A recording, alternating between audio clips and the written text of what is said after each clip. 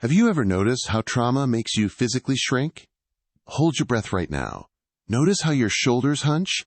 Margaret Lacy held that exact posture for 15 years, not because she was afraid of being hit, because she was terrified someone would discover she was a genius. She sat perfectly still in a chair that cost more than her entire childhood home. The air around her smelled of beeswax, wood smoke, and the overwhelming, intoxicating scent of old paper. Thousands of pages, millions of words.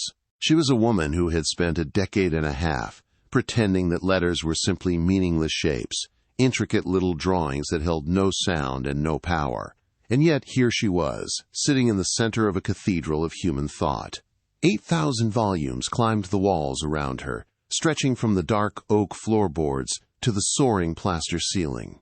The morning light spilled through massive windows, illuminating the dust motes that danced in the quiet air.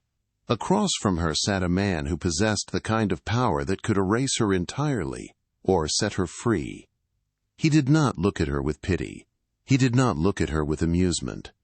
He looked at her with the terrifying intensity of a man who demanded the truth. He had placed a single book in front of her and said the word that no one in her 27 years of life had ever spoken to her: read. It was not a request. It was not a casual invitation. It was a key sliding into a lock she had spent her entire life guarding. The book was heavy, bound in dark leather, the wealth of nations. A dense, unforgiving text. The kind of book you do not hand to a child, the kind of book you certainly do not hand to a woman the world believes is utterly, hopelessly illiterate. He was not checking to see if she could sound out the syllables. He was testing the depth of the ocean she had been hiding. Margaret looked down at the page. Her hands, resting on the polished mahogany desk, began to tremble. Her throat closed entirely. It felt as though she had swallowed glass. The physical barrier of 15 years of enforced silence rose up, thick and suffocating. She tried to draw a breath, but her lungs fought her. She was about to ruin everything. She was about to step out of the shadows and into the blinding, dangerous light. She opened her mouth. Her voice cracked on the first syllable, the way a door that has been sealed for years groans when it finally swings open. The sound was ragged. It was rusted. It held the texture of disuse, of long nights spent hiding, of words swallowed and buried so deep they felt like stones in her stomach. But she forced the air through her vocal cords. She pushed past the pain. The second syllable was clearer. The third was a fraction smoother. And then something miraculous happened. The words took over. The staggering, undeniable fluency of a mind that had been starved for a stage finally broke loose. She read with authority. She read with the quiet, devastating competence of a musician who has practiced a symphony in a dark basement for a decade and is finally handed a violin. Can I tell you something? There is a reason this kind of moment breaks us open. It is not about the book. It is not even about the reading. It is the profound, shattering experience of being seen. Truly seen. Seen for what you actually are, by someone who is paying complete and total attention. Most of us go years without experiencing it. Some people go an entire lifetime. Where are you listening from right now? Whether you are driving down a dark highway, or sitting in a quiet room with the door closed, or curled up trying to quiet your own mind, I want you to hold on to that feeling. The feeling of the locked door finally opening. To understand how Margaret arrived in this magnificent room, and to understand the explosive violence of what she had just done, we have to go back. Let me take you there. We must go to Briarfield House. It sat in Dorset, a property that had once been described as a gentleman's residence of modest charm. Now, it was a decaying monument to a failing bloodline. The roof leaked in 3 places, leaving dark, spreading stains on the plaster ceilings. The eastern wing had been shut tight for 4 years, because the cost of coal to heat it was a mathematical impossibility. The gardens, which had once been the envy of the county, were now a tangled, overgrown wilderness, fought back by a single aging gardener who possessed more stubbornness than skill. The carpets were threadbare. The silver was thinning. The entire house smelled faintly of boiled cabbage, damp wool, and the slow, inevitable creep of ruin. And then there was the library. The library, And this detail matters, so hold it. The library still contained Sir Rowland Lacy's father's collection of 2,000 books, sitting untouched, unread, and gathering thick layers of dust behind glass doors that Sir Rowland had locked 7 years ago. He had locked them because he considered books an unnecessary expense, and he considered reading an activity that generated nothing but trouble. Sir Rowland Lacy was Margaret's father. He was the third baronet of his line, having inherited a massive, productive estate built by the sheer terrifying intellect of his grandfather. That intellect had skipped Sir Rowland entirely. He was not stupid. This is important to understand because the story that follows makes more sense when you grasp the specific, corrosive nature of his mediocrity. Monsters are rarely the cackling villains we imagine. Usually, they are simply insecure men with too much authority and too little capability. Sir Rowland was a man of deeply average intelligence born into a family that demanded brilliance. He could ride a horse beautifully. He could pour a glass of port with elegance. He could wear a tailored coat and speak loudly at dinner parties. But he could not think. He did not possess the ability to look at a complex problem and see the moving parts. He thought in straight lines. He made decisions the way a panicked man walking through a thick fog makes decisions, by reacting blindly to whatever shape loomed immediately in front of him, praying the larger landscape would somehow fix itself. It was not fixing itself. The estate was bleeding money. The tenants were growing desperate and angry. And into this house of defensive incompetence, God had delivered 3 daughters and no sons. Now this mattered more than it should have, and I need to explain why. In the year 1843, the English law of primogeniture was an absolute, suffocating reality. Estates passed only to male heirs. Daughters could not inherit the land they walked on. A baronet without a son was a man staring at the erasure of his own name. When Sir Rowland died, Briarfield House and all its surrounding farms would pass to a distant, unknown male cousin. Sir Rowland looked at his 3 daughters and did not see children. He saw a ticking clock. He saw his own failure reflecting back at him. And the eldest daughter, Margaret, was the greatest failure of all. Because Margaret was dangerously, relentlessly clever. By the age of 5, she was reading adult texts. By 7, she was doing complex arithmetic in her head. And by 12, she was doing something that her father found utterly unforgivable. She was quietly, innocently managing his reality. She would mention at dinner that the barley yield was actually last year's figure. Each correction was small, each was accurate, and each one reminded him that his 12-year-old daughter had the mind he was supposed to have. She would point out that a tenant was behind on rent, or that the winter stores were miscalculated. She did it with the clear, unblinking directness of a child who does not yet understand that in certain houses, being right is a punishable offense. Her mother, Lady Helena, had seen the danger. Helena was a sharp, observant woman who recognized the brilliance in her eldest child. But Helena caught a fever when Margaret was 11. The illness moved violently, starting as a minor cough and ending 6 days later in a dark bedroom that smelled of camphor and profound grief. Helena died, leaving Margaret a heavy brass ring, which the girl immediately slid onto her own hand, and a piece of desperate advice whispered through fever-cracked lips. Let them think they have made you small, and while they are not looking, grow. Sir Rowland wasted no time. Within a year of his wife's death, he dismissed Margaret's governess. He announced to the county that the girl was slow. He said it loudly. He said it cheerfully. She cannot read, he would tell the vicar. Her mind is weak, poor thing. 2 left feet. Utterly useless. He repeated the lie so often, with such overwhelming conviction that the village believed it. The servants believed it. Even Margaret's younger sisters, Arabella and Louisa, grew up believing that their eldest sister was a dim, tragic shadow, meant only to stay in the background and organize the pantry. Sir Rowland locked the library doors. He took the key and buried it in his desk. He thought he had solved the problem. He had not factored in the architecture of a decaying house. Margaret found a loose window at the back of the library. She oiled the latch with tallow from the kitchen. She entered through the window every night after the house was asleep. The brass ring her mother gave her would click softly against the wooden frame as she pulled herself inside. She would steal candle stubs from the kitchen, saved by a sympathetic cook named Mrs. Harding who never asked questions. And in the dead of night, wrapped in a thin blanket to survive the bitter cold of the unheated room, Margaret Lacy educated herself. She read history. She read philosophy. She read agricultural science, teaching herself crop rotation and soil management. She taught herself French by reading her grandmother's novels side by side with the English translations. She memorized parliamentary debates. She became a ghost of intellect, haunting her father's house.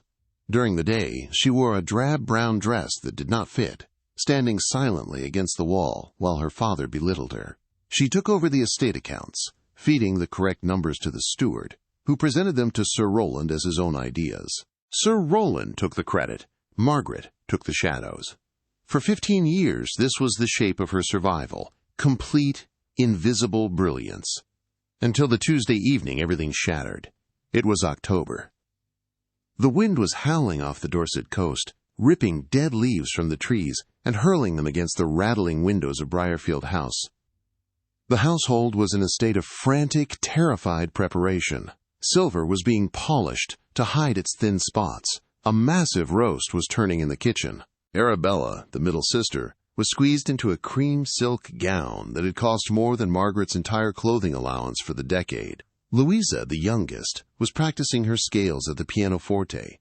Sir Rowland was sweating through his collar, and he said it on a Tuesday evening in October of 1843 to exactly the wrong man. To the Duke of Halford.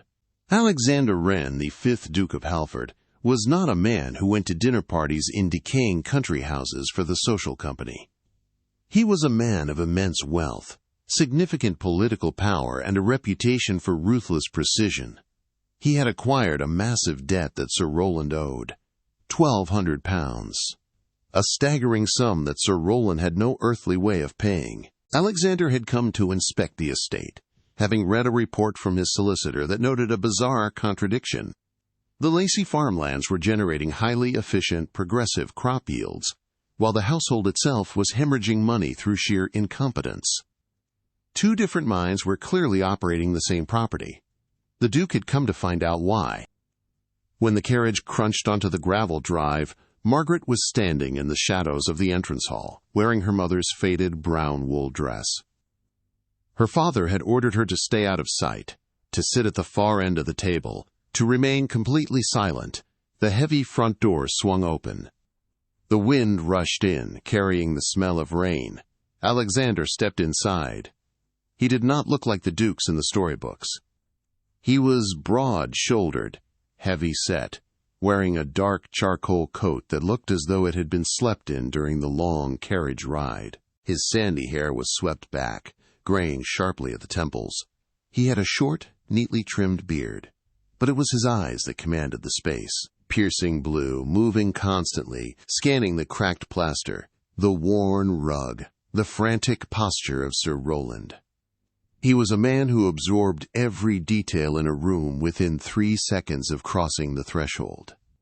And in his breast pocket, peeking out against the dark wool of his coat, was the edge of a small, leather-bound book. Margaret noticed the notebook the way she noticed everything. A man who carried a notebook was a man who recorded thoughts. A man who recorded thoughts was a man who had them. He was not here to drink their wine and flatter the daughters. He was here to calculate. The introductions were made. Sir Rowland bowed far too deeply. Arabella fluttered her eyelashes. Louisa offered a nervous curtsy. Margaret remained by the wall, entirely ignored by her family, watching the Duke of Halford hand his wet cloak to the footman. His gaze swept over the family, resting for a fraction of a second on the silent woman in the brown dress standing in the darkest corner of the hall. He did not smile. He simply catalogued her presence and moved into the dining room. The stage was set. The match was struck. The explosion was only minutes away. The dining room was suffocatingly warm. So many candles had been lit in a desperate attempt to create an illusion of wealth that the air felt thick and heavy. Margaret sat exactly where she had been ordered to sit, at the extreme far end of the long mahogany table, entirely obscured by a massive silver soup tureen. She kept her eyes lowered. She pressed the heavy brass ring against her thigh beneath the table, anchoring herself to the physical world while her mind retreated behind its fortified walls. Sir Roland was performing. He spoke loudly, his voice echoing off the paneled walls, filling the silence with empty, desperate noise. He talked about the weather. He talked about the hounds. He pointed to Arabella, praising her watercolors and her French pronunciation, practically listing her selling points as if she were a prize mare at a country auction. He pointed to Louisa, praising her delicate touch on the pianoforte and her graceful dancing.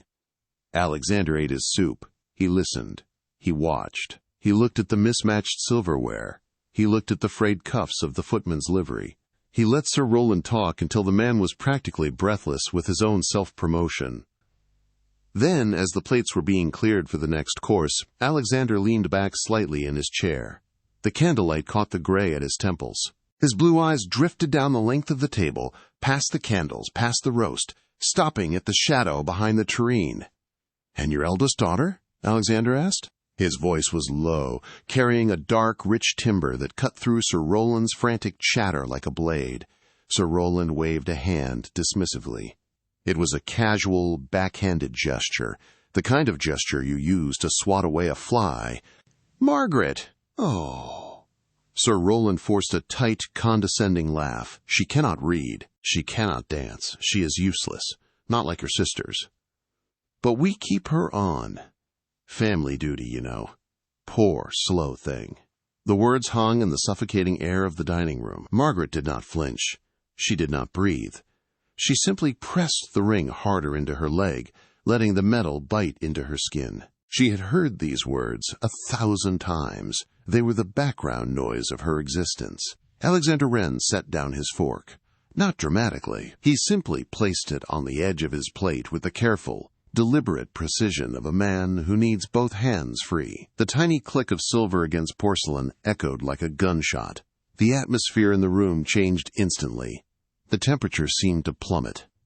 The footman froze against the wall.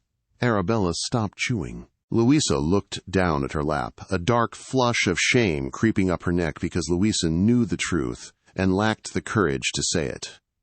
Alexander did not raise his voice. He did not yell. The anger radiating from him was entirely cold. It was a glacial, terrifying fury. He looked at Sir Roland.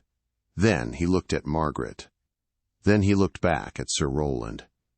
"She cannot read," Alexander repeated. It was not a question. It was a trap. "Not a word," Sir Roland agreed, entirely oblivious to the danger, eager to secure the Duke's sympathy. "We tried, of course. Tutors, governesses, nothing took. The girl's mind is simply empty. 2 left feet. A burden, really, but one bears it." "You said she is useless," Alexander said. "Well, I wouldn't put it so harshly." Sir Roland backpedaled slightly, catching the sudden, dangerous stillness in the Duke's posture. "But you would put it exactly that harshly," Alexander said. His voice was barely more than a whisper, yet it commanded the entire room. "You just did." Sir Roland blinked. His face flushed red. "I beg your pardon, Your Grace, but I failed to see how my daughter's limitations are the subject of—" "We have business to discuss," Alexander interrupted, cutting him off with absolute authority. "The debt." Sir Roland visibly relaxed, relieved to be back on familiar ground, even if that ground was treacherous. "Yes, the debt. I have prepared a proposal, Your Grace. A restructure of the payments over the next 5 years, with a deferred interest rate that will allow the estate to—" "No," Alexander said. "I require the full amount, £1,200. In 30 days. Sir Roland stopped breathing. The color drained completely from his face, leaving him looking like a corpse propped up in a dining chair. 30 days. It was a death sentence. To raise that kind of cash, he would have to sell land. Ancestral land. The Lacy estate would be torn apart.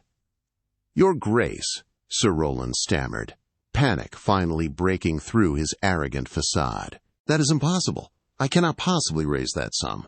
You would ruin me." "There is an alternative," Alexander said. He sat forward, resting his large hands on the table. The candlelight illuminated the hard, unforgiving lines of his face. "My solicitor provided a detailed audit of your estate. It is wildly inconsistent. The crop yields suggest a master of agricultural science is managing the fields, yet the household ledgers read like the work of an incompetent child." "I came here to understand the discrepancy." Alexander paused. The silence in the room was absolute. "I believe I now understand it," Alexander said softly. Sir Rowland stared at him, uncomprehending. The desperate man saw only the vague outline of a lifeline and scrambled toward it. "What alternative?" he begged. "Anything. Name it." "I need a librarian," Alexander said. The words made no sense in the context of the panic. Sir Rowland blinked. "A librarian!" "I have a collection at Halford Park," Alexander continued smoothly, though his eyes never left Sir Rowland's face. 8,000 volumes. They require cataloging. Proper, meticulous cataloging. The work will take at least 6 months. In exchange for this specific service, I will forgive your debt in its entirety. The £1,200 will be wiped clean. Sir Rowland leaned forward, hope fighting with sheer confusion. "You want a librarian? I can send to London. I can hire the finest scholar." "I do not want a scholar from London," Alexander said. He shifted his gaze down the table. He looked past the silver tureen, past the flickering candles, straight into the shadows. He looked directly into Margaret's eyes. "I want your eldest daughter." Sir Rowland let out a bark of nervous laughter. "Margaret, your Grace, you must be joking." "I just told you, the girl cannot read. She doesn't know her letters. She would ruin your collection." "Then she will make a very poor librarian," Alexander said, his tone turning into a sheet of ice. "And if she fails, I will call in the debt publicly. At the next county magistrate meeting, I will present the solicitor's report, complete with the evidence of your financial incompetence, your neglected tenant housing, and the absolute ruin you have made of your grandfather's legacy. The entire county will know exactly what kind of man you are." The threat landed perfectly. Sir Rowland was a man entirely constructed out of ego and public perception. The thought of the county reading a report detailing his failures was worse than bankruptcy. It was annihilation. Sir Rowland looked at his daughter. He did not look at her with sorrow. He did not calculate the danger of sending an unmarried woman to live in a duke's house. He simply did the math. One less mouth to feed. A massive debt erased. His reputation preserved. "Take her," Sir Rowland said quickly, tossing her life away with less hesitation than he would use to discard a bad hand of cards. "When do you need her?" "Tomorrow morning," Alexander said. He stood up, towering over the table. "I will send my carriage at 8 o'clock. He threw his napkin onto the table. "Thank you for dinner, Sir Rowland." The roast was overcooked. He turned and walked out of the room. The heavy front door slammed shut a moment later. Margaret remained frozen behind the tureen. The ringing in her ears was so loud she could barely hear the rain hitting the glass. She had just been sold. She had been bargained away to erase a ledger she herself had secretly maintained. But beneath the shock, beneath the terrifying reality of leaving the only prison she had ever known, a tiny, dangerous spark ignited in her chest. 8,000 volumes. A man with a notebook in his pocket. A man who had looked at her father and seen right through the fog. The next morning, the sky was a bruised, heavy gray. The gravel crunched under the heavy wheels of the Halford carriage. Margaret stood on the steps of Briarfield House carrying a single, small trunk that contained 3 faded dresses, her woolen cloak, and absolutely nothing else. She wore the brass ring on her right hand. She climbed into the velvet interior of the carriage. The door clicked shut. The horses pulled forward. 3 hours later, she stepped out onto a sweeping stone driveway. She looked up. Halford Park rose before her, a massive, symmetrical Georgian palace of pale stone and endless glass windows reflecting the silver sky. It was not a house. It was a fortress of light. The heavy oak doors swung open from the inside. A warm yellow glow spilled out onto the wet stone. Margaret took a breath, her shoulders still hunched, her heart hammering wildly against her ribs, and stepped over the threshold into the terrifying, beautiful unknown. She was standing in the center of the largest room she had ever seen, yet she had never felt more entirely cornered. The heavy oak doors of Halford Park closed behind her with a soft, definitive thud that echoed through the vast entrance hall. The sound was not loud, but it possessed a terrible finality. Margaret Lacy stood completely still on the polished marble floor. Her spine was locked. Her hands gripped the handles of her single battered trunk so tightly her knuckles were white. She had just survived a carriage ride that felt like an abduction, purchased for £1,200 to erase a ledger she herself had balanced. A woman materialized from the hallway to the right. She did not scurry, and she did not defer. Mrs. Calloway, the housekeeper of Halford Park, walked with the steady, grounded authority of a woman who managed a small empire and knew exactly where every piece of silver was kept. She was stout, wearing a dark gray dress with a ring of keys at her waist that chimed softly with every step. The smell of the place hit her first, not the damp rot and boiled cabbage of Briarfield House, but the sharp electric scent of dry paper, lemon oil, and burning coal. It was the scent of a house that was alive, a house that was heated, maintained, and cared for. Mrs. Calloway stopped 3 feet from Margaret. She did not look at the faded brown wool of Margaret's dress. She did not look at the scuffed leather of her boots. "Miss Lacy," Mrs. Calloway said. Her voice was warm but perfectly professional. "Welcome to Halford Park. Your room is prepared on the 2nd floor. A proper room, facing south.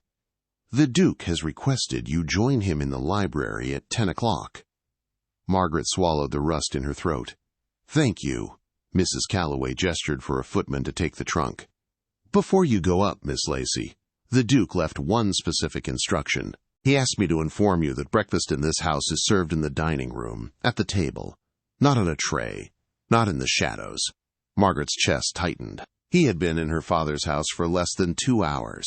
He had watched her for perhaps 3 total minutes, and he had seen the entirety of her erasure. An hour later, washed and wearing the least frayed of her 3 dresses, Margaret walked down the massive sweeping staircase toward the library. The double doors were open. Golden morning light spilled out into the corridor, pooling on the carpets. Have you ever been handed exactly what you wanted, only to realize you are completely terrified to hold it? Tell me in the comments if you know that specific, paralyzing fear of finally getting what you deserve. Drop it below, because that is exactly where Margaret was standing. She pressed her hand against the doorframe. 3 connected rooms stretched out before her, floor-to-ceiling shelves crafted from dark, gleaming oak, rolling ladders on brass rails catching the sunlight. 8,000 volumes of human thought, philosophy, science, and poetry, resting in the quiet warmth of a roaring marble fireplace. And standing by the mahogany desk by the window, holding a cup of tea, was the Duke of Halford. He wore no cravat. His charcoal coat was unbuttoned. He looked like a man who had entirely dropped the armor of the aristocracy because he was standing in his sanctuary. He did not offer small talk. He did not ask how she had slept. He simply picked up a heavy, leather-bound volume from the desk, placed it in front of the chair, and looked at her with those terrifying, assessment-heavy blue eyes. "Read," he said.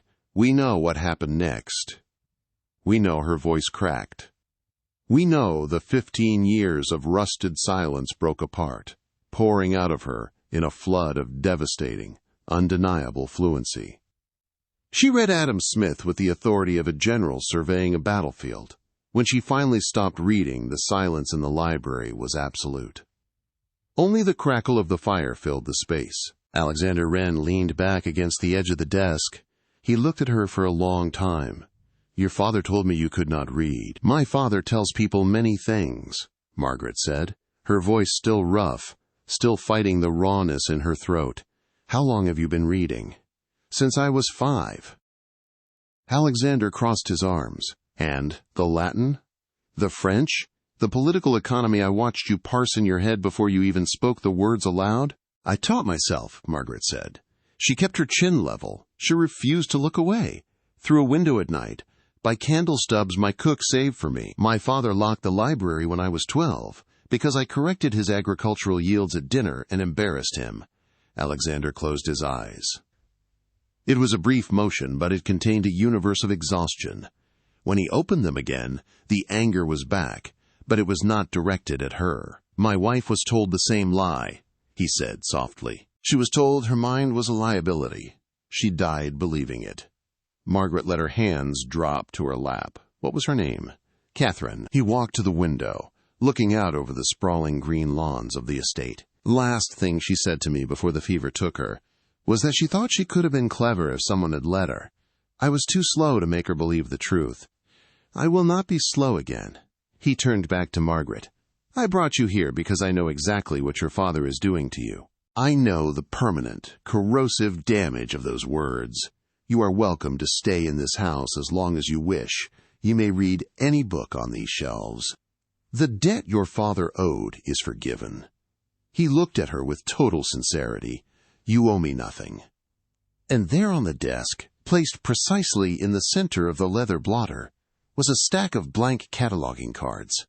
"This detail matters, so hold it."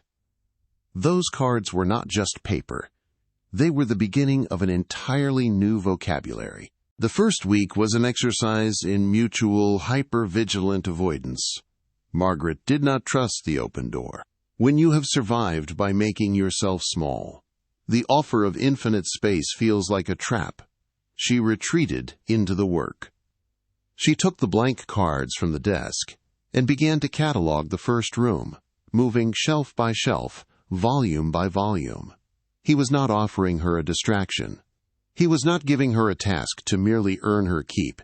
He was handing her the tools of her own reconstruction. She recorded the title, the author, the publication date, and the condition of every book.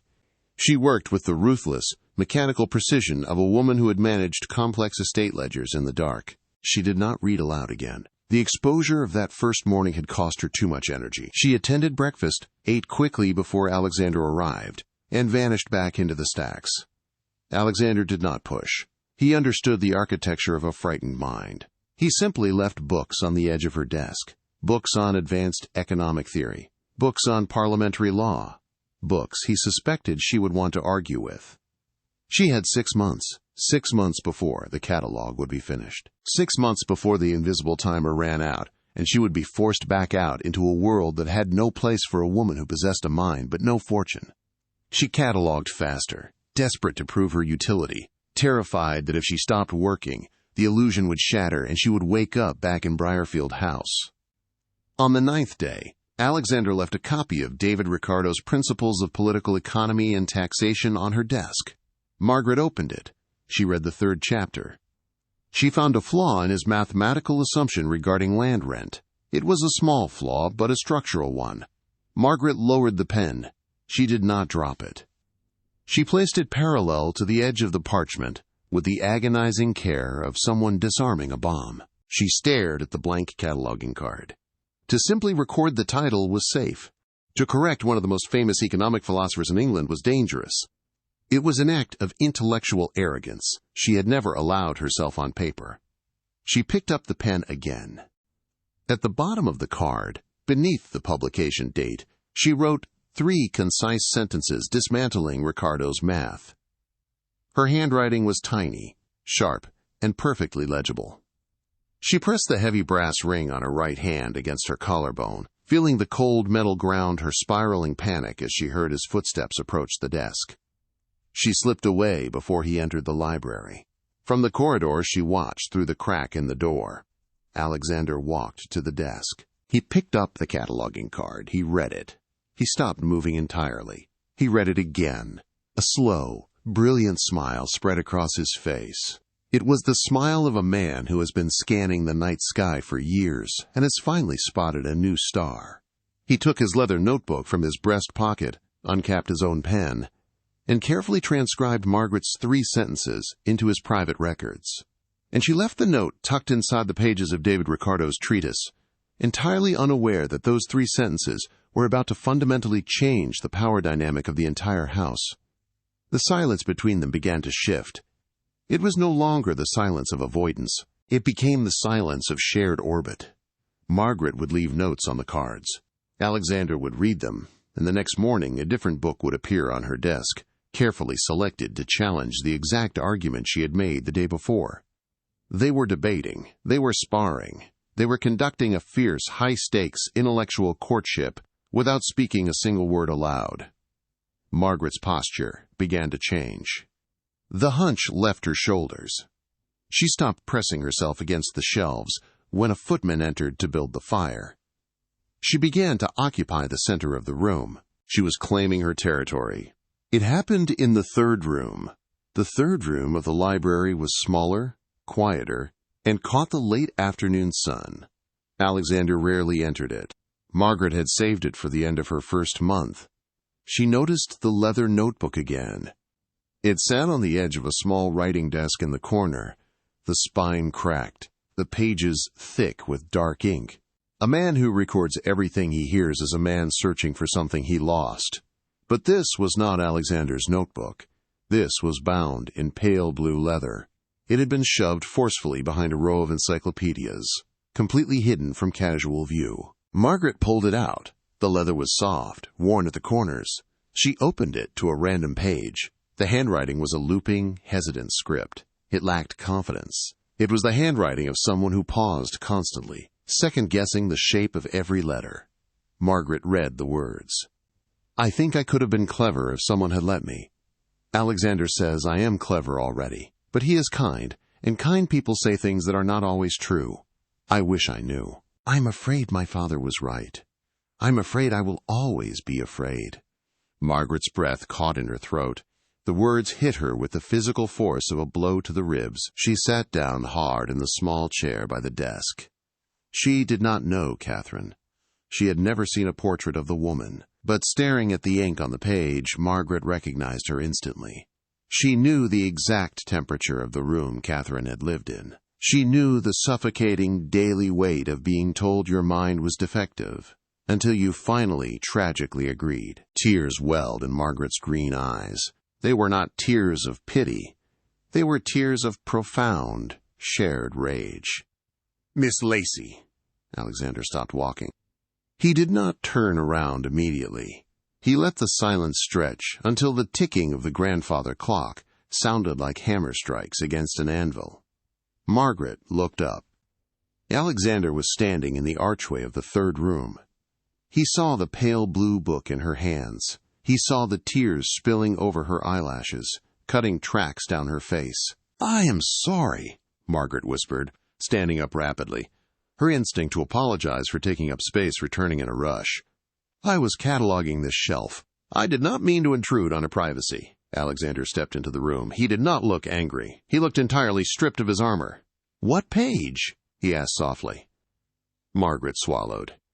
She looked down at the book. She read the words aloud, her voice trembling but clear. "I am afraid my father was right. I am afraid. I will always be afraid." Alexander closed his eyes. He leaned heavily against the wooden shelving. He pressed his palm against the leather notebook in his own breast pocket. She wrote that 3 months before she died. "I spent our entire marriage trying to convince her she was brilliant, but her father had 30 years to convince her she was nothing. I could not undo the math." Margaret looked at the looping, uncertain handwriting. It was not the sadness that broke her. It was the recognition.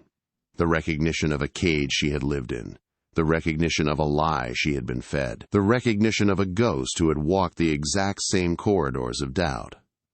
"You cannot undo it with kindness," Margaret said. Her voice was no longer trembling. It possessed a sudden, razor-sharp clarity. Alexander opened his eyes and looked at her. "Kindness is terrifying to a starving person," Margaret continued, stepping out from behind the desk. "When you have been starved of validation your entire life, the sudden introduction of it feels like a trick. Catherine didn't need you to tell her she was clever. She needed you to demand that she use her cleverness. She needed a battlefield, not a sanctuary." Alexander stared at her. The air in the room seemed to electrify. "I recognize this handwriting," Margaret said, holding up the blue journal, not the letters, the structure. "Look at how she frames her thoughts. She presents a thesis. She considers a counter-argument. She analyzes the emotional impact of the evidence. This is not the writing of a slow mind. This is the writing of a brilliant mind that has been taught to apologize for its own existence. Alexander took a slow breath. No one has ever said that to me before. Because no one in your circles has ever lived inside the cage, Margaret replied. I have. I know exactly what the bars are made of. The distance between them vanished in that moment.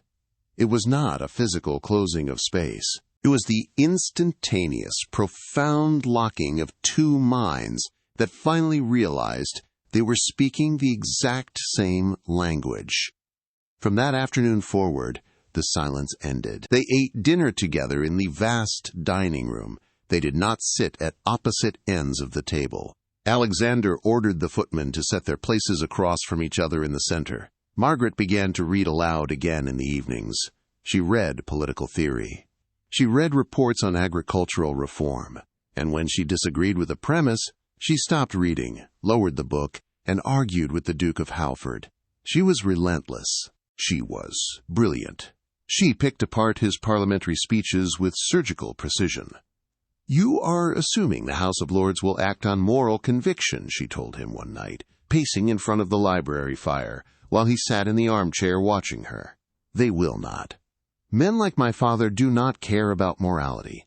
They care about ledgers. If you want to fund female education, do not tell them it is the right thing to do. Tell them it is the profitable thing to do. Show them the mathematical cost of wasting half the intellectual capital of the nation. Alexander watched the firelight catch the copper tones in her auburn hair. He opened his notebook and began writing furiously. What are you doing? Margaret asked, stopping her pacing.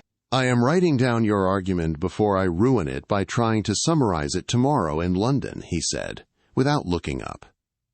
You cannot use my words in Parliament.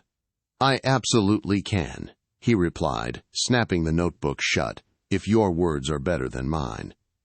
And they usually are. It was during the 5th week that Alexander made his terrible mistake. The transition from cataloging other people's thoughts to recording her own was inevitable. Margaret had spent 15 years building arguments in her head. Now, she had infinite paper, infinite ink, and a desk bathed in sunlight. She began to write an essay.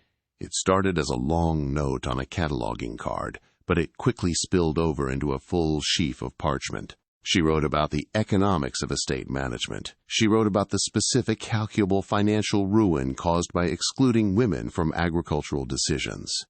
She used the data from the Briarfield estate, anonymized but entirely accurate, to prove that a property managed by female intelligence was statistically more profitable than one managed by male inheritance. She wrote late into the night. Her hand ached. Her fingers were stained with black ink. For the first time in her life, she was not hiding her mind. She was building a monument to it. Exhausted, she left the unfinished draft on the library desk and went to bed. The next morning she came down to the library. The sun was streaming through the glass. Alexander was sitting at her desk. He was reading her draft. Margaret froze in the doorway. A cold spike of adrenaline pierced her chest. Alexander looked up. His eyes were wide. He tapped the parchment with his index finger.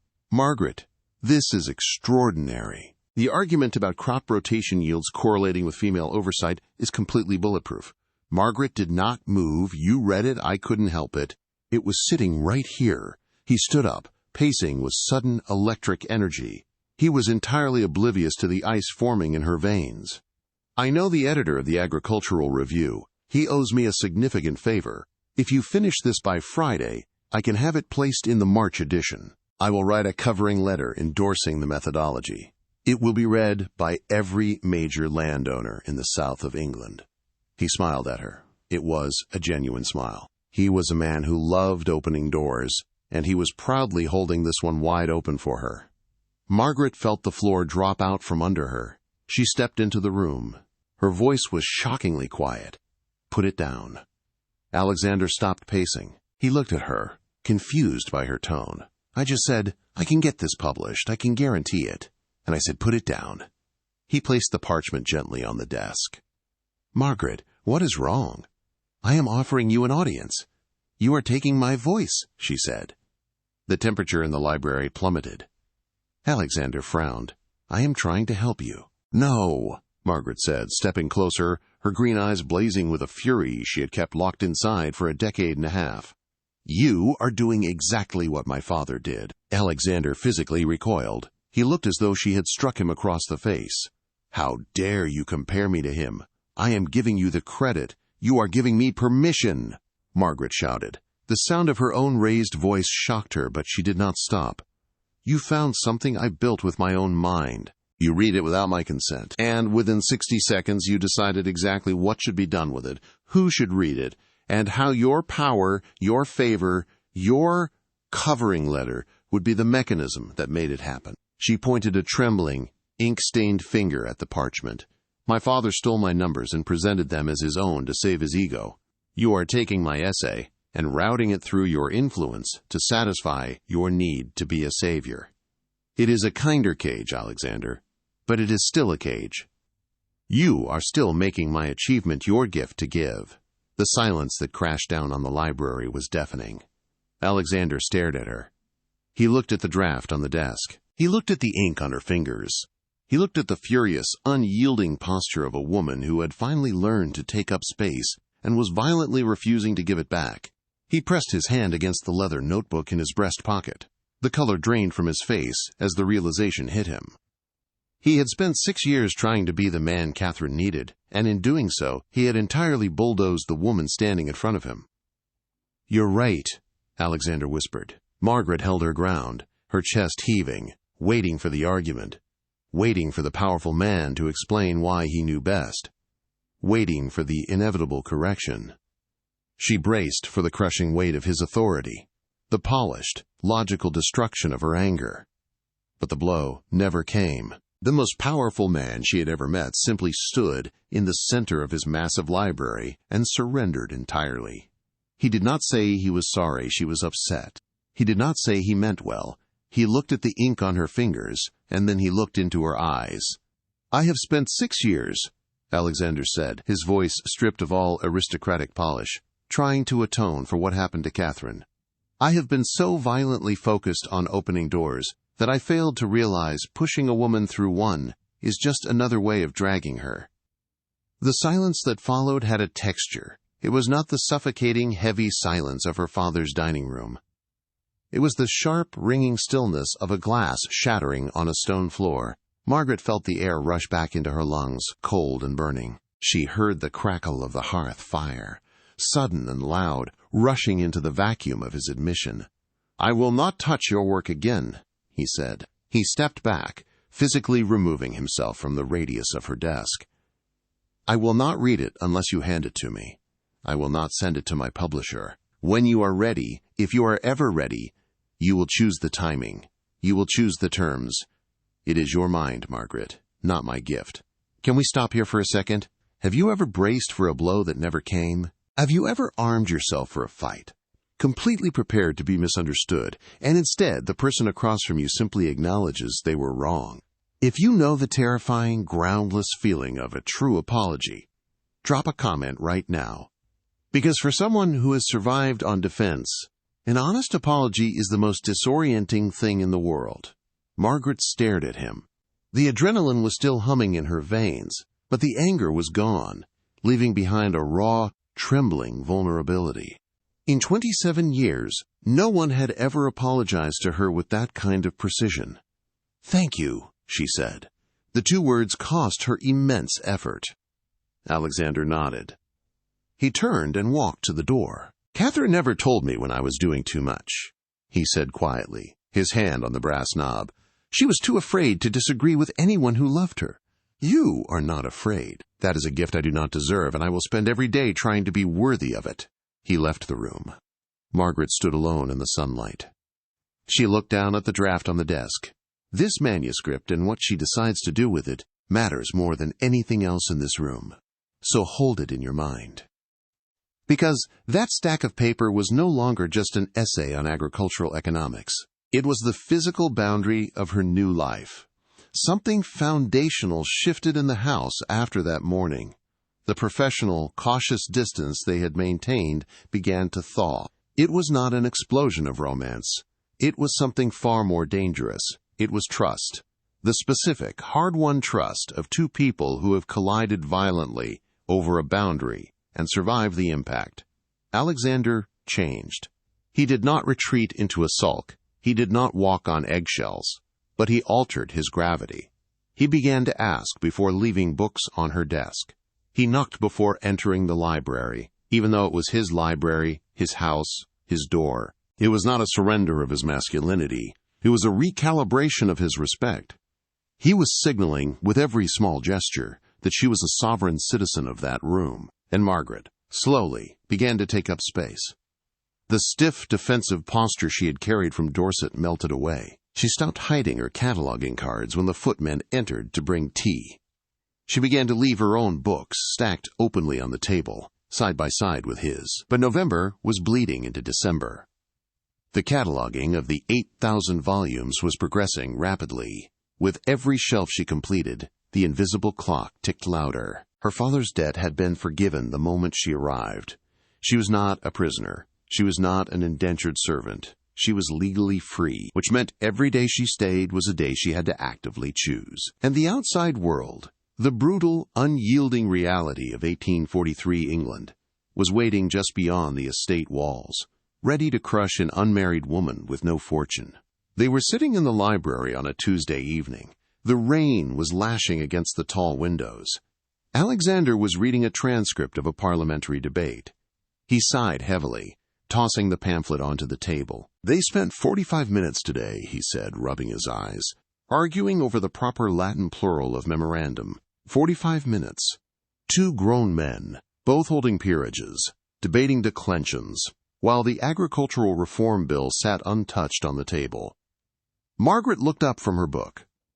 She saw the sheer, exhausted absurdity on his face, and before she could stop herself, she laughed. She covered her mouth immediately. Her right hand flew up, her fingers pressing tightly against her lips.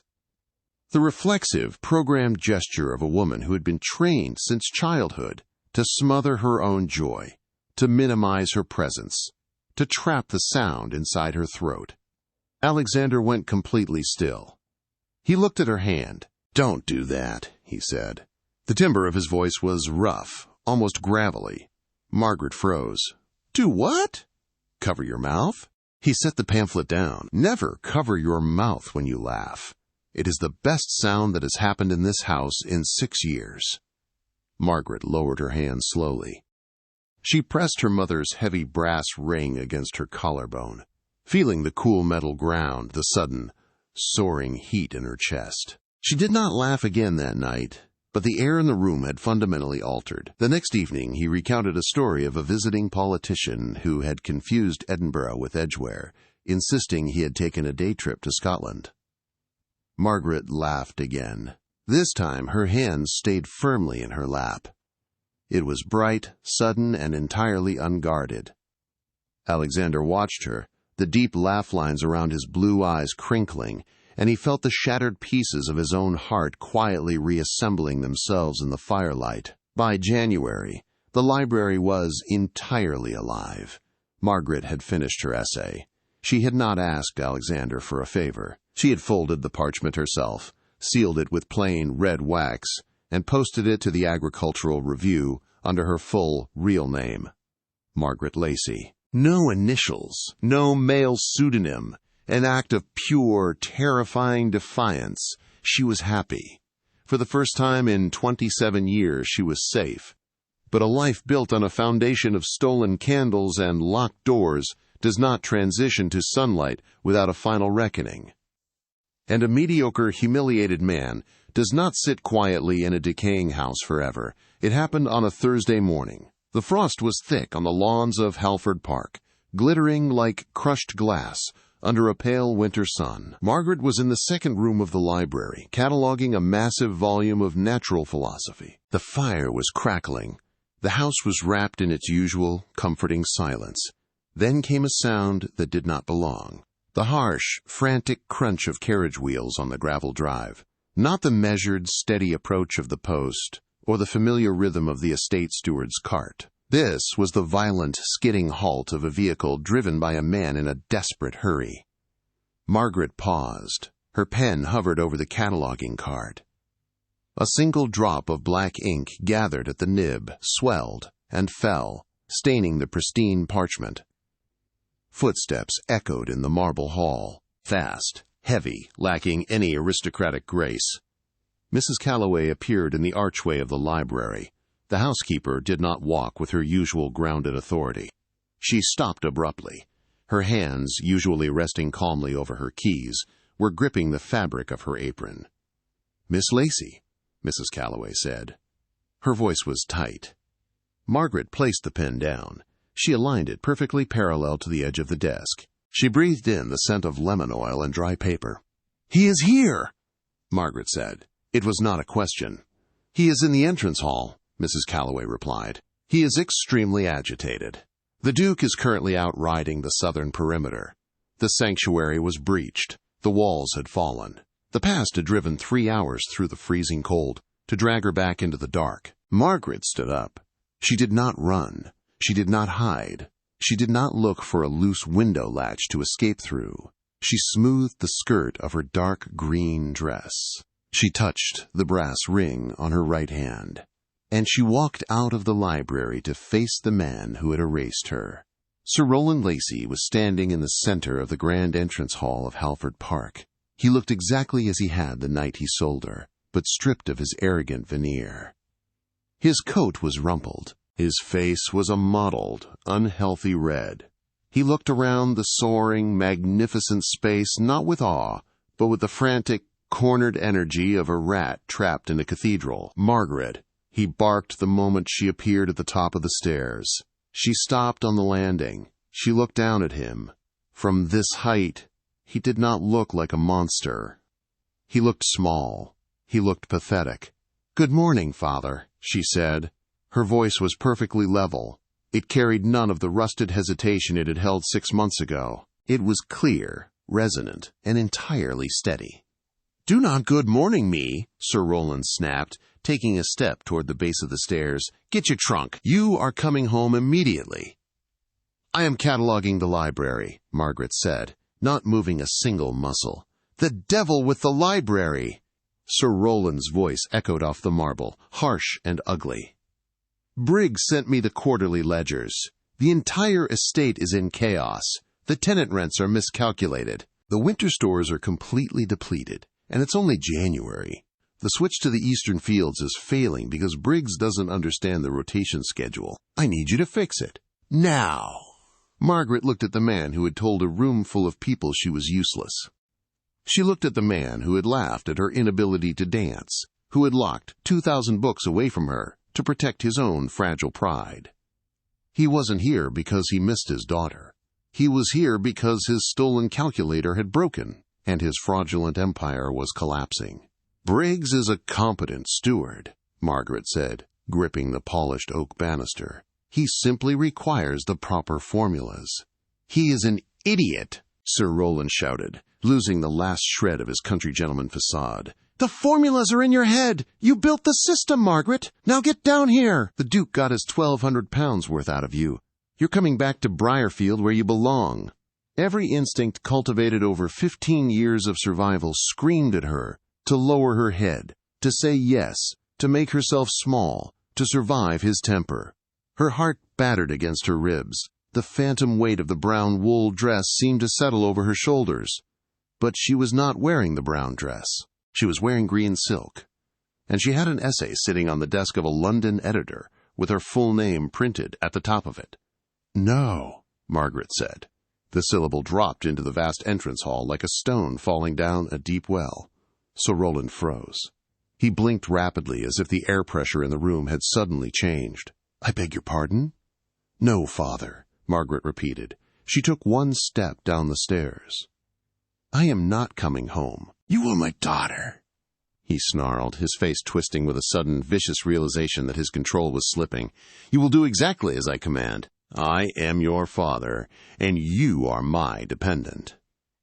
"I am your daughter," Margaret agreed, taking another step down. "I am not your property, and I am no longer your dependent. I reside here." "You reside here as a charity case." Sir Rowland laughed. a cruel, sharp sound. "Do you think the Duke actually wants you here? You were a bargaining chip, a piece of collateral to balance a ledger. You think because you've spent a few months dusting his books that you are suddenly a lady of substance. You are nothing." "You told him I could not read," Margaret said. Her voice began to rise, filling the massive space, powered by a decade and a half of silent fury.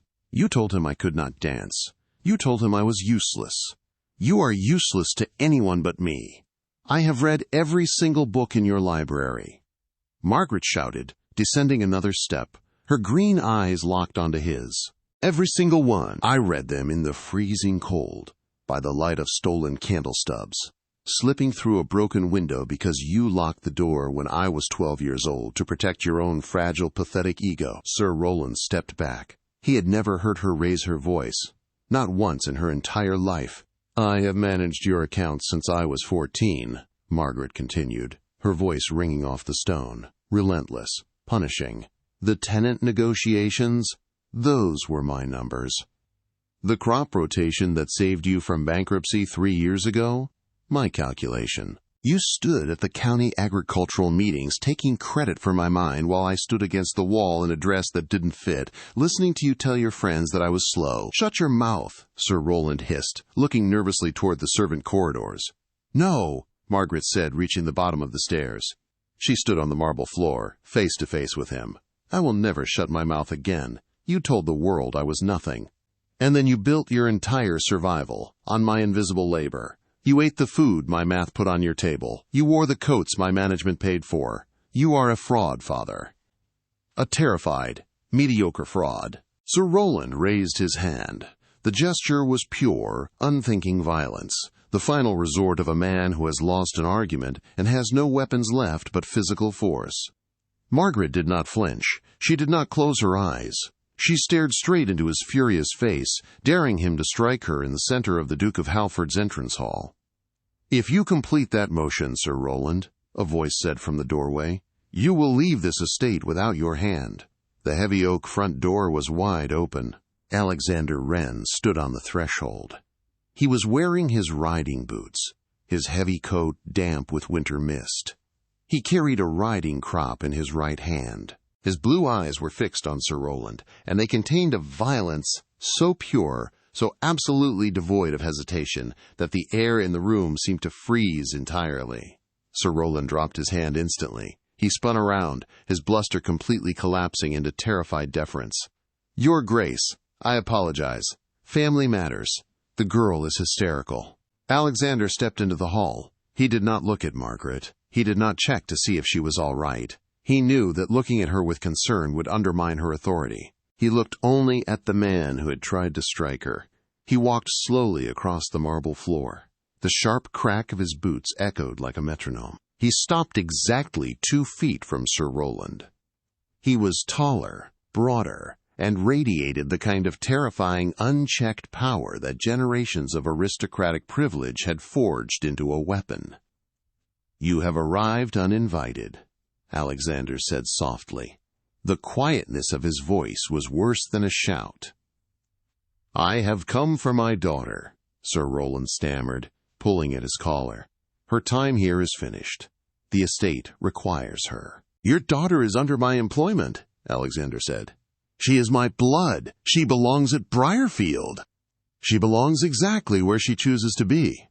Alexander shifted his gaze, finally looking at Margaret. He did not step in front of her to shield her.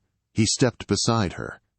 He aligned his shoulder with hers, a deliberate, unmistakable physical declaration of equality. "Sir Rowland," Alexander said, turning his gaze back to the sweating man, "your daughter has produced the most sophisticated, brilliant literary catalog I have seen in 20 years of collecting. Her critical notes have entirely reshaped a parliamentary speech I will deliver to the House of Lords next month. Her understanding of agricultural economics exceeds my own steward's." Alexander leaned in slightly. "She can read, she can think, she can argue and calculate with a precision I have encountered in perhaps 3 other minds in my entire life. She achieved this completely alone, while you actively tried to destroy her." Sir Rowland opened his mouth to speak, but the words died in his throat.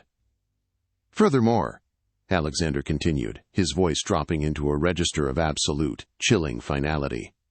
My solicitor has maintained a very close watch on the Briarfield accounts. The discrepancies between your rental income and your reinvestment are not just incompetent. They are fraudulent. I have the documentation. If you do not leave this house immediately, and if you ever attempt to contact Margaret Lacy again without her express written consent, I will submit the report to the county magistrate today. You will not just be bankrupt, you will be imprisoned. The silence in the hall was absolute. Sir Rowland looked at the Duke. Then he looked at his daughter.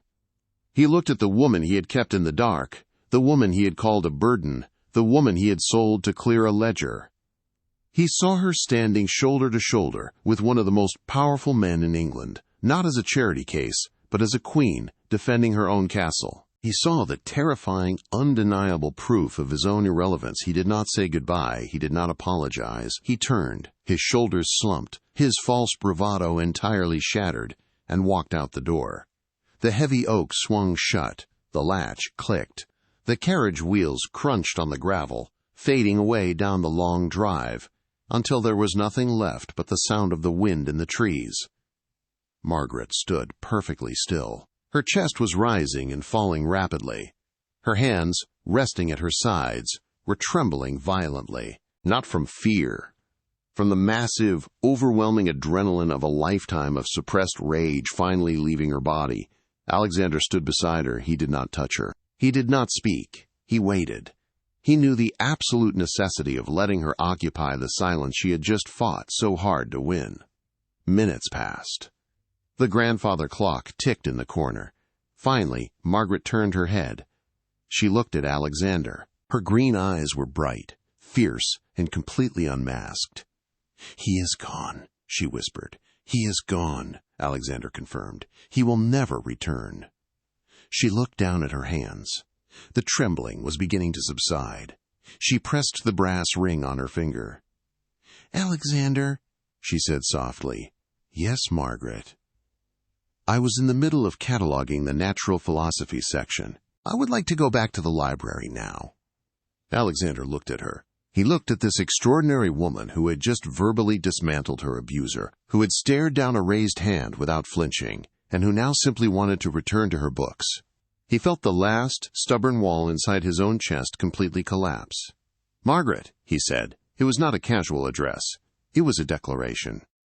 The timbre of his voice held 6 years of grief and 6 months of desperate, silent hope. She stopped.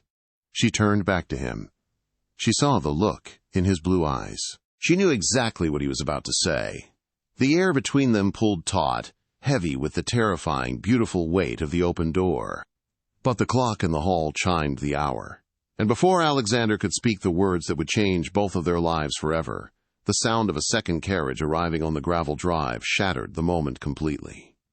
And this time the footman who opened the door was holding a letter bearing the royal seal of the House of Lords, marked entirely, unmistakably, with the word urgent. "Wait. You didn't think it was going to be that easy, did you? You didn't think a woman who had spent 15 years in the dark was simply going to walk into the light without the rest of the world trying to drag her back? If you are sitting on the edge of your seat, if your heart is pounding right now for Margaret Lacy, I need you to understand something. The hardest part of escaping a cage isn't breaking the lock. The hardest part is surviving the people who preferred you when you were trapped." What was in that letter?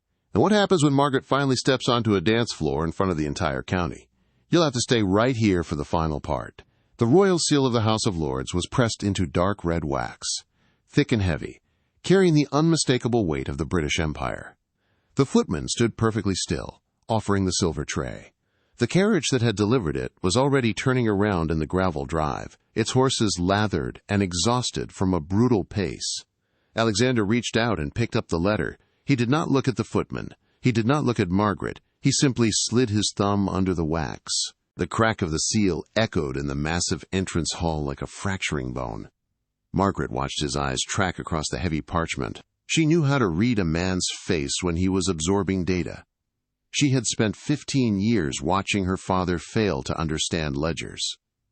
But Alexander did not look confused. He looked cornered. The laugh lines around his eyes deepened into trenches. He read the single page twice, folded it with agonizing precision, and slipped it inside his charcoal coat, right next to the leather notebook. "What is it?" Margaret asked. Her voice was quiet, but it carried across the marble floor. Alexander looked at her. The violent, protective fury that had dismantled Sir Roland just moments ago was entirely gone. In its place was a sharp, clinical calculation. "It is a summons," Alexander said. "The Agricultural Reform Committee is convening an emergency session tomorrow afternoon in London. They are debating the land taxation clauses." He paused, the silence stretching out, heavy and expectant. "And they are demanding the presence of the author who provided the statistical modeling on crop rotation yields." Margaret stopped breathing. The modeling, the numbers, the exact, irrefutable mathematics she had written on the cataloging cards, which Alexander had copied into his notebook and presented to the House of Lords.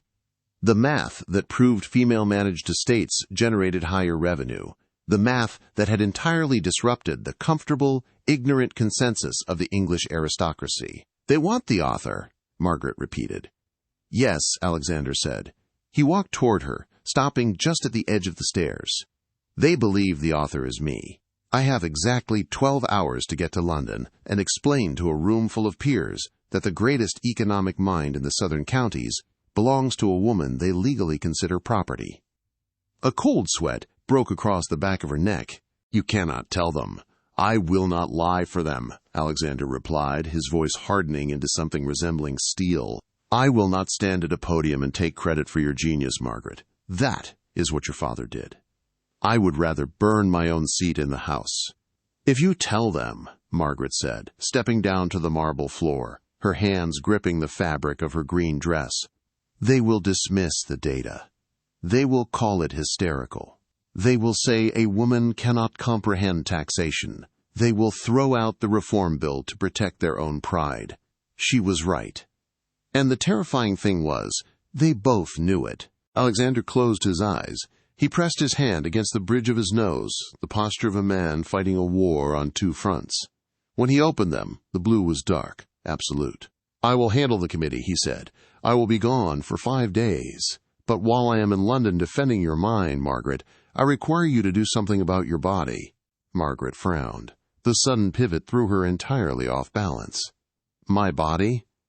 "You have spent 15 years as a ghost," Alexander said gently, closing the final 2 feet between them. "You learned to flatten yourself against walls. You learned to walk without making a sound. You learned to occupy zero physical space. But you are not a ghost anymore. And a woman who intends to publish economic theory under her own name cannot continue to hide in the corners of drawing rooms." He reached out. He did not touch her, but his hand hovered just above her wrist, a silent request for permission. Margaret did not pull away. "I have hired a dancing master," Alexander said. "He arrives tomorrow at noon." Margaret stared at him, the sheer absurdity of the statement colliding with the intense gravity of his face. "A dancing master? Alexander, I am 27 years old. I step on my own hems. I cannot dance." "You taught yourself Latin in the dark," he replied. "I am fairly certain you can manage the waltz." He turned and shouted for Mrs. Calloway.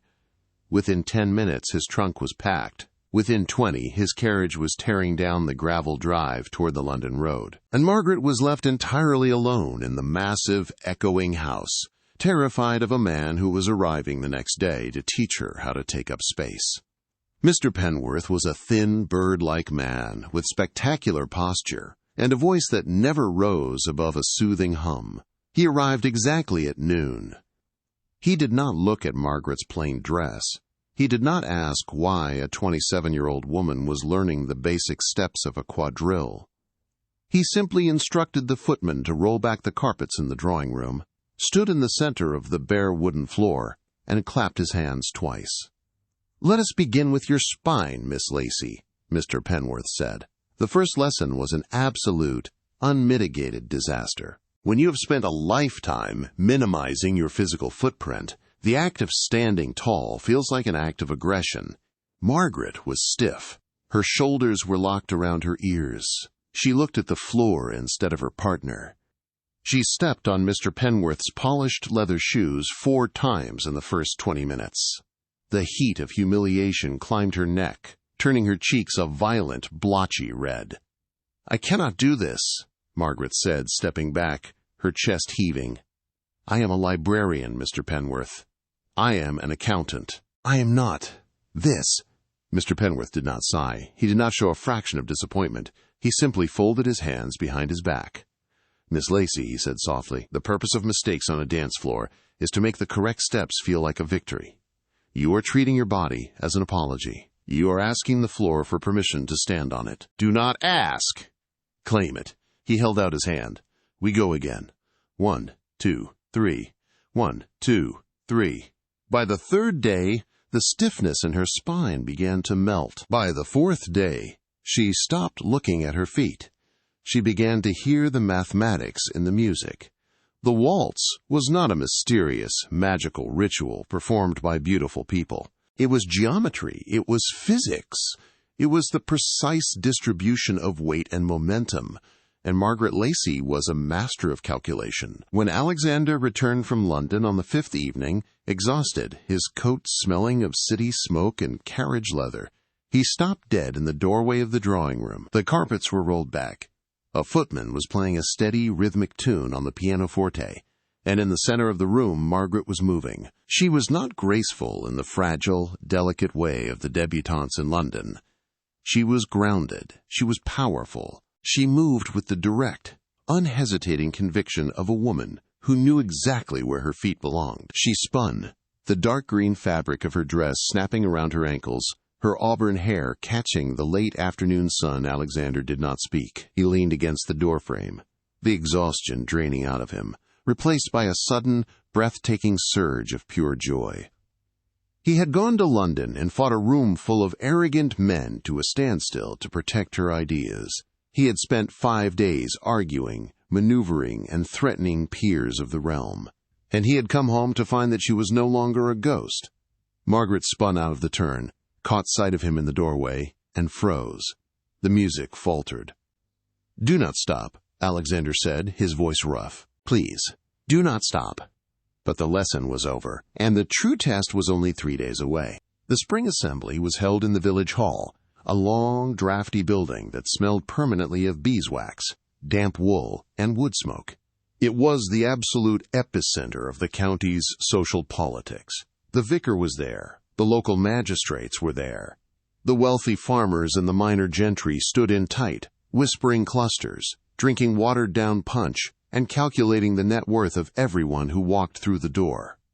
Margaret sat in front of the mirror in her bedroom at Halford Park. Mrs. Calloway stood behind her, pulling a silver brush through Margaret's heavy auburn hair. On the bed lay a new dress. Not brown wool, not faded cotton. It was a deep, rich, emerald silk, cut simply but impeccably, paid for by the Halford estate accounts that Margaret herself managed. "I cannot breathe," Margaret whispered, staring at her own pale reflection in the glass. "That is the corset, Miss Lacy," Mrs. Calloway said dryly, pinning a section of hair into place. No, Margaret pressed her right hand, the hand bearing her mother's heavy brass ring, against her stomach. "I am terrified. For 15 years I stood against the wall. No one looked at me. No one expected me to speak. If I walk into that hall tonight with the Duke of Halford, they will look. They will see me." Mrs. Calloway stopped brushing. She met Margaret's eyes in the mirror. "Let them look," the housekeeper said. "You have spent your life paying for the comfort of mediocre men. The bill is settled." When Margaret walked down the great staircase, Alexander was waiting in the entrance hall. He wore formal evening clothes, stark black and blinding white, the tailoring emphasizing the broad, immovable line of his shoulders.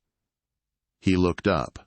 He did not offer a polite compliment. He did not tell her she looked pretty. He looked at her with the absolute, devastating reverence of a man looking at a miracle he did not orchestrate, but was lucky enough to witness. "You are terrifying," Alexander said softly. "Good," Margaret replied. The carriage ride to the village was silent, the good kind of silence. The heavy, charged quiet of 2 people bracing for impact, knowing they were bracing together. When the doors of the village hall opened, the noise inside was a deafening roar of fiddles, stamping feet, and shouting voices. But the moment the Duke of Halford stepped over the threshold with an unrecognized woman on his arm, the roar fractured. It died down, piece by piece, spreading outward like a wave of cold water, until the hall was completely silent, except for the frantic scraping of a single unaware fiddle player. Every eye in the room turned to them. Margaret felt the heat of 100 stares hit her skin. Her instinct, honed over a decade in the dark, screamed at her to drop her chin, to look at the floorboards, to slide her arm out of Alexander's and retreat to the safety of the dark, paneled walls. She squeezed her eyes shut for a fraction of a second. She felt the heavy brass ring against Alexander's sleeve. She thought of the locked library door. She thought of her father's pathetic, screaming face in the entrance hall. She opened her eyes. She lifted her chin. She did not look away. The fiddle player, finally realizing the room had gone quiet, squeaked to a halt. The silence was agonizing. Then Alexander turned to her. He did not ask the room for permission. He ignored the vicar. He ignored the magistrates. He ignored the whispering wives hiding behind their painted fans. He bowed, perfectly and deeply. "Miss Lacy," Alexander said, his voice carrying effortlessly across the silent room. "May I have this dance?" Margaret took a breath. She placed her left hand on his shoulder. She placed her right hand in his. "Yes, Your Grace, you may." He signaled the musicians with a sharp nod of his head. The music exploded back into the room, louder and faster than before. Alexander stepped forward, and Margaret moved with him. She was not stiff. She was not hiding. The geometry of the waltz took over. 1, 2, 3. 1, 2, 3. The emerald silk flared around her legs. The heat of the room rushed past her face. She stepped. She turned. She anchored her weight against his pulling hand. And somewhere between the third turn and the fourth, the terror simply evaporated. It was replaced by something blinding, hot, and electric. She looked up into Alexander's face. He was staring down at her, entirely focused, entirely present. The laugh lines around his eyes were crinkled. He was smiling. The unguarded, reckless smile of a man who had survived a 6-year winter and was finally standing in the sun. And Margaret Lacy, the woman who had been called useless, the woman who had been erased, the woman who had hidden in the dark, smiled back. It was not a polite, measured expression. It was a real smile. It started in her green eyes, cracked the defensive shell she had worn for 15 years, and entirely rewrote her face. It was brilliant. It was devastating. The room noticed. Of course they noticed. A duke dancing with a woman nobody recognized. Both of them looking at each other, as if the building could burn to the ground around them and they would not break the rhythm. "Who is she?" a woman hissed near the punch bowl. "I heard she is his librarian," a magistrate muttered back. "Look at the way he holds her," the vicar's wife whispered. "That is no librarian." Margaret heard none of it. For the first time in her life, she was entirely inside her own body.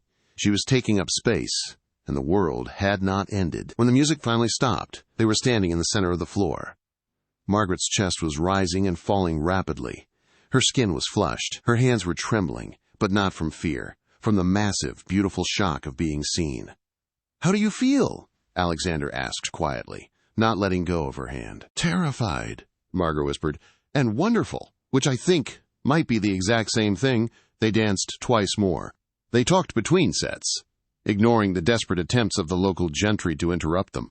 They argued about the implications of the London committee meeting, completely oblivious to the scandalized stares of the county.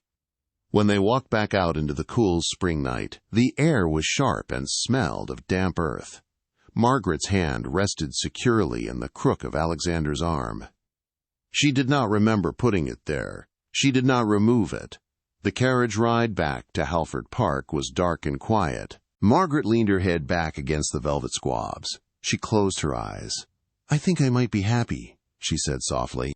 The sound of her own voice, saying those words aloud in the darkness, felt like magic. Alexander did not reply, but she felt his hand reach across the space between them and gently cover hers.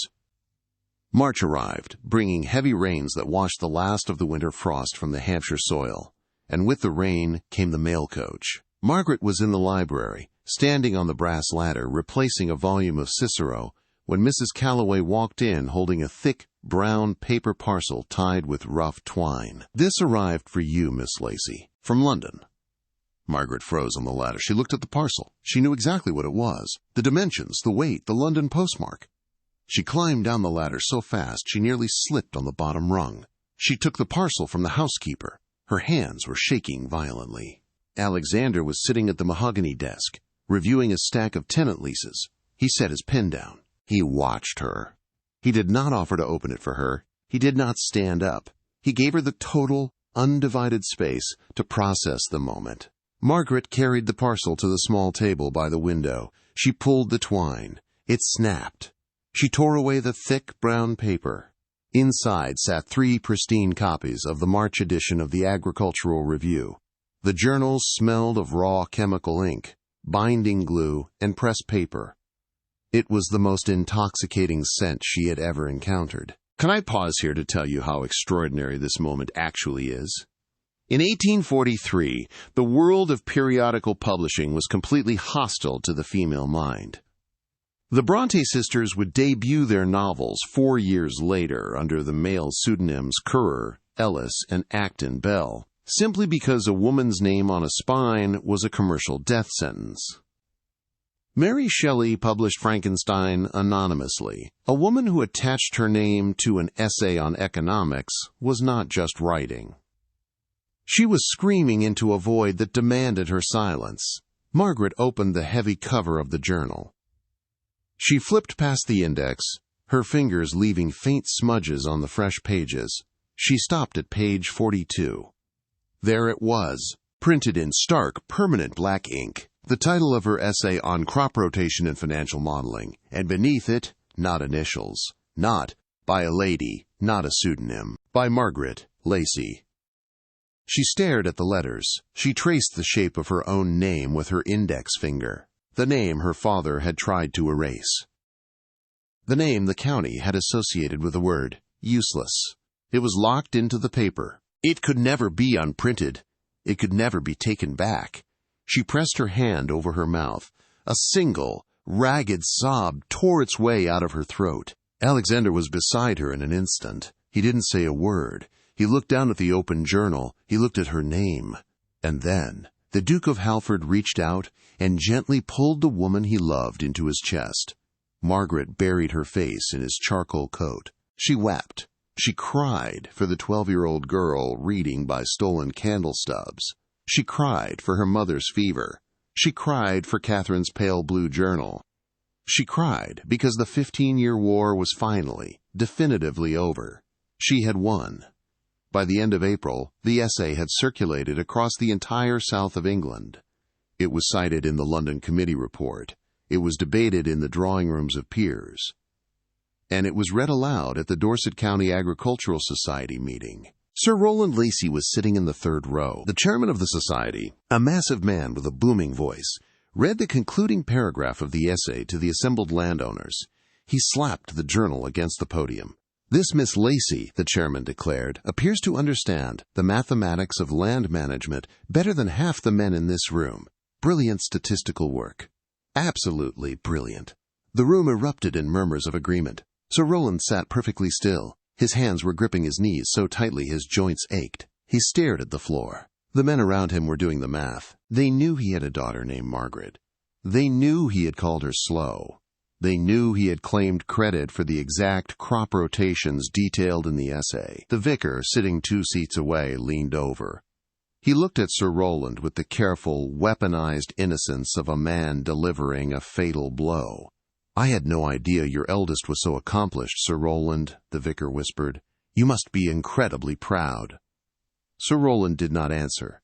He could not speak. The utter, devastating humiliation crushed the air out of his lungs. He stood up, entirely alone in a room full of his peers, walked out the back doors of the meeting hall, and returned to his decaying house. He sat in his study, staring at the wall. listening to the rain leak through the ceiling. He deserved no pity. He received none. Back at Halford Park, the catalog was finished. It was a Tuesday evening. The library was quiet, the fire burning low in the grate. 8,000 index cards sat perfectly organized in the mahogany filing cabinets. Every book was accounted for. Margaret stood by the window, looking out into the dark. "The debt was forgiven months ago," she said quietly, her voice echoing slightly in the vast room. "The catalog is complete. I have no contractual reason to remain in this house." Alexander was sitting in his leather armchair. He closed his book. He did not mark his page. He looked at her back, at the straight, unyielding line of her spine. "You should do whatever you choose to do," Alexander said. His voice was incredibly carefully controlled. "That has always been the entire point of this, Margaret." She turned around. She looked at him. "What would you choose?" "I would choose for you to stay." "But I am not an objective party. Why would you choose that?" Margaret asked, stepping away from the window, moving into the pool of light cast by the reading lamp. "Because the alternative," Alexander said, "the absolute terrifying alternative. This library without you in it, the mornings without your arguments written in the margins of my books, the evenings without the sound of your voice, is a silence I have already survived once. I cannot survive it again." Margaret crossed the room. She stood directly in front of his chair. "Catherine told you she wished someone had let her be clever," Margaret said softly. "Yes, you let me be clever, but that is not why I am staying." Alexander's breath hitched. He looked up at her, his blue eyes wide, completely stripped of their defenses. "I am staying," Margaret said, "because when I finally spoke, you were not surprised. Everyone else in my life, my father, my sisters, the county, when they see my mind, they are shocked. You were never shocked. You looked at me the first night at that dining table, and you expected brilliance. You knew exactly what I was before I ever proved it." "I did know," Alexander whispered. "I knew the moment he called you useless, because I have met the people the world applies that word to, and they are never the ones it actually describes."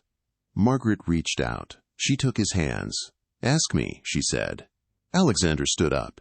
He towered over her, but there was no intimidation in his height. There was only devotion.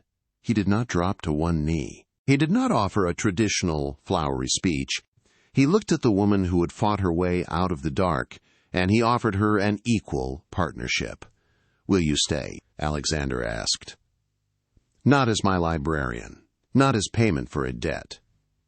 Will you stay as Margaret Lacy, who reads Adam Smith aloud, who dances with too much force, and who writes essays that terrify mediocre men?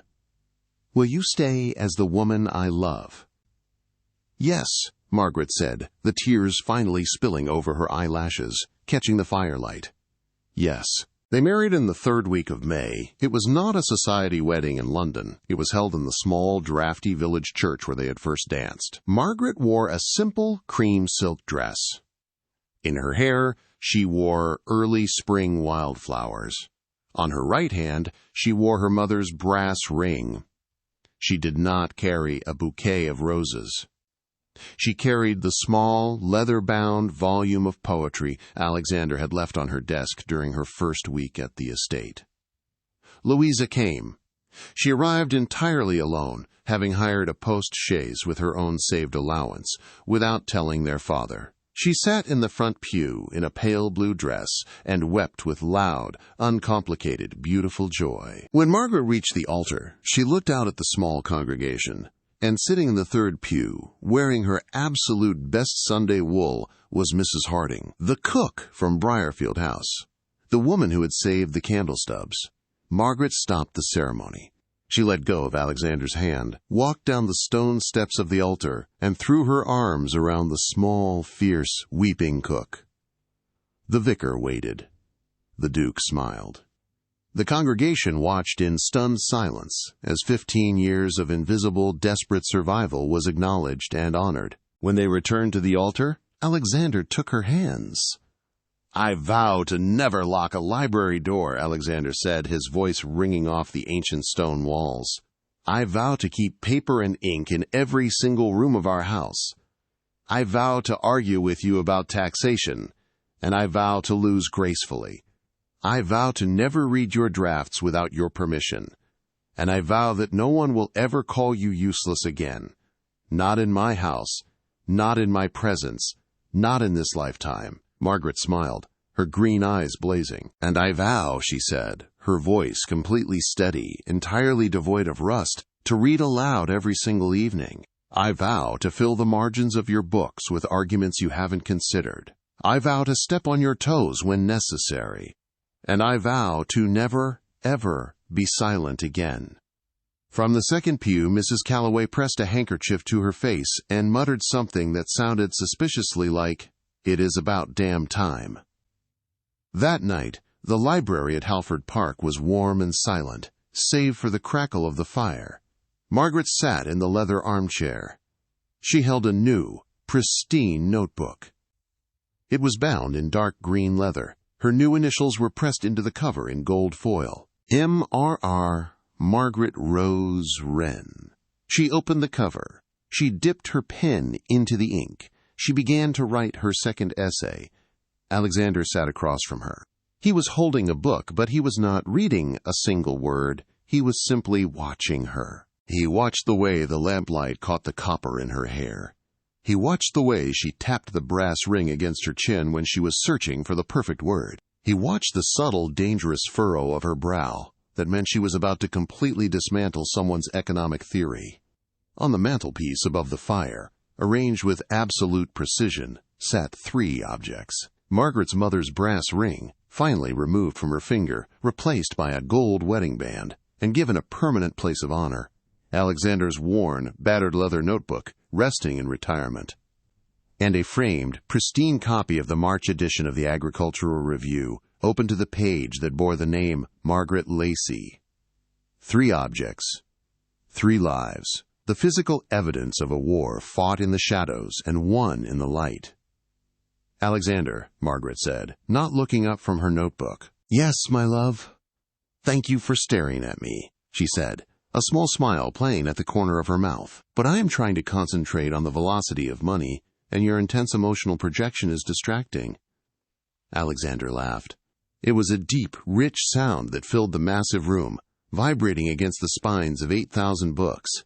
He set his book down. "Margaret," he said softly. She looked up. He didn't have anything else to say. He simply wanted to say her name, because a name spoken with absolute, unconditional reverence is the ultimate antidote to a lifetime of erasure. Because every time he said it, the word useless lost a fraction more of its dark, suffocating power. Until one day, it would have no power over her at all. Margaret smiled. The real smile. The one that rewrote the room. And outside, the spring rain fell on a world that was slowly, reluctantly, and painfully learning that the minds it had violently tried to silence were the exact minds it needed the most. And that, my friends, is the story of the woman they called useless, the Duke who simply said read, and the 8,000 books that changed everything. Thank you for being here tonight. Every time you listen, every time you drop a comment, every time you hit subscribe, you are helping to build this community. And this campfire is built on one core, unshakable belief. Your mind matters. The person you are when absolutely no one is watching is the person most worth knowing. If this story made you feel something, I want to know about it. Drop it in the comments right now. Which moment hit you the hardest? Was it the silence at the dinner table? Was it the argument over the draft? The morning she finally looked her father in the eye and said, "No?" Or was it the moment she walked down the aisle to hug the cook who saved her life with stolen light? I read every single comment. If you haven't subscribed yet, join us. The next story is already taking shape, and I promise you the stakes are just as high. Until next time, take care of yourselves. And remember, you are not useless. You never were. The people who told you that were simply terrified of what you are capable of. And what you are capable of is extraordinary. Good night, my friends. I will see you in the next one.